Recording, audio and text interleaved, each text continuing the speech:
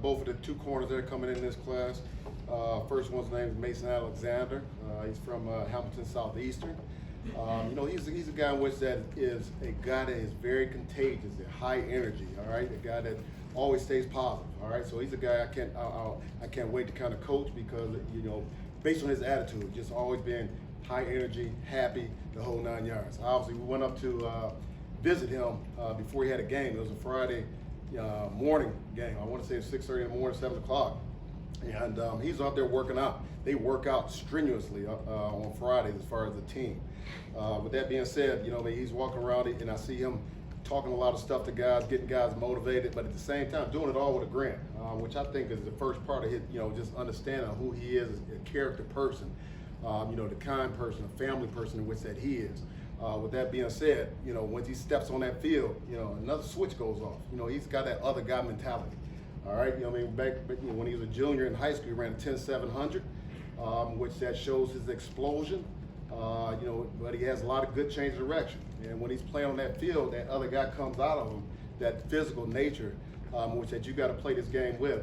He's able to flip that switch and be able to show who that is, show who he is in that regard. But he is a good player. All right. And then the other gentleman that we have is Shawn Lee. All right, he's from Harrisburg High. The central part of PA. He comes with a great family of athletes. All right, he's a guy in which that is from the same area as Sean McCoy, obviously the Pitt legend that he is. I thought it was very cool for Sean McCoy to kind of reach out to him after he got his offer, which is a great thing. Being able to be associated with a legend like Shady McCoy, and they have a lot of good family connections with his father and things of that nature as well. But the one thing that struck out about him was he was a two-way player in high school. And he has the ability to be able to make plays, like Coach Sanders talked about previous, is that he shows the ability to be special. He shows the ability to make plays. He played both ways, and he did an outstanding job at both. His father was his DB coach as well, going through that. So I always talk to him about how tough it is to be able to coach his son, but I think they both love working with each other. He didn't start playing until his junior year as a defensive back. But the one thing about it, he's a very good workaholic. With them being a workaholic, it allows him to be at his best. It allows him to be able to listen to his dad and be able to take in that coaching, and he's been able to show it pretty well throughout his high school career. And then also, I had the opportunity to watch him play a game this year over at Milford. And the one thing about it, he played both ways there again, and he made plays on offense, touchdown. He also made plays at defense as well. So he's a special athlete. I'm very, very excited to be able to get him on up here. And those are the two guys that we got. Did Lee play on multiple positions on offense? I'm sorry? Did Lee play multiple positions on offense? He played wide receiver and quarterback. Quarterback, obviously in Harrisburg, he did a lot of dynamic runs, from that position. And then at Milford, he played, a little bit of wide receiver as well as cornerback for them. So he was the best player on the field when I went out there to watch him. What makes him such a good fit at corner then? What skills specifically you feel like fit at corner? Well, he's got pretty good change of direction. All right. The one thing about both of these gentlemen, they both are physical guys, mentally. So I love his attention to detail that he approaches the game with when you watch him play quarterback. And him be able to direct his, offense in high school, and then bring that mentality over as far as being a leader within that. Also is another great quality to have. But he's a tough physical player in which that excels and pushes guys around him to be better. Is it the Pitt's recent track record for sending DBs to the NFL? Does that help you bring in some of these guys? Well, absolutely. Anytime you got a history of doing good things, it always helps. And hopefully another good thing that they have about it is we try to help them continue to become men as well. So you're getting well-rounded within a good football experience as well as a good building culture experience as well all around it.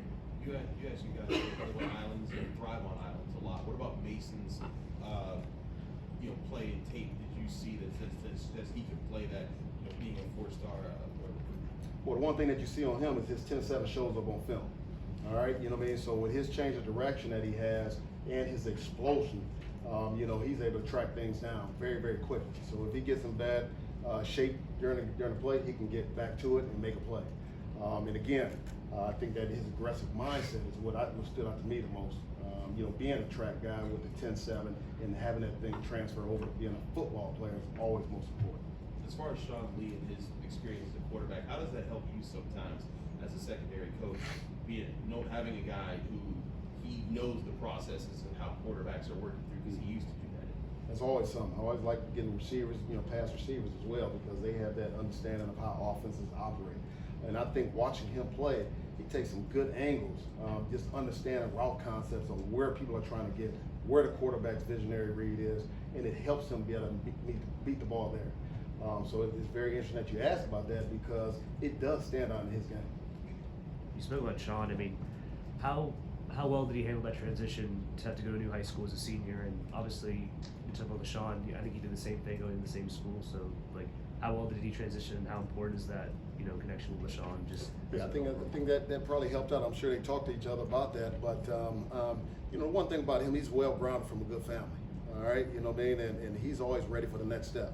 And I think with him having a workman attitude, he says, "This is what I got to do. This is my plan. All right, and I'm gonna go execute it." The one thing about him, he always stands out to me is every time I talk to him, he's always trying to learn something else. He's always trying to work on a part of his game. The kid loves football, which I think is a great attribute to have from a guy that has the ability to play both sides of the ball and plays them at a high level both ways. Because of the way you guys play the corners, like Chris was asking you about, it's unforgiving for corners in this defense. How can you evaluate the mental toughness that the guy has to have to be able to play this position and not? Well, I watch every single game. Coach Sanders always jokes to me, I watch too much, and I watch every single game that they play throughout the year. And I like to see how guys respond after they have problems during the game. To me, it's how you respond. Do you have a next play mentality? And I think that shows up on film, because he's from a good area. And both of these guys play, good ball. So they got good competition. So they've been in position on where they did not play the best. And I love to be able to see them on that game footage and see how they react towards it. Because if they can do it in high school, usually that'll translate to college as well. Final questions for Archie? Anyone else? Coach, thank you very much. All right. Appreciate you. Welcome to the linebackers now with Coach Manilak.